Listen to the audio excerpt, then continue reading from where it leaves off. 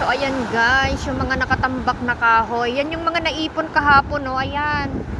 Ayan yung mga naipon, kaya dapat kunin na nila yan. Pag hindi, naku, babawin uli ng dagat yan. Ayan, so hanggang ngayon marami pa rin siguro nanawa ng tao sa mga kahoy. Kaya ito dapat din nilang safety. Oh, dami nilang naipon guys, pero dapat nilang itaas ito. Ayan, hanggang doon, hindi na ako pupunta doon kasi ay, nalaki na ang tubig. Ayan. Ayan, malakas pa rin ang hangin. Lumalakas pa lalo, guys.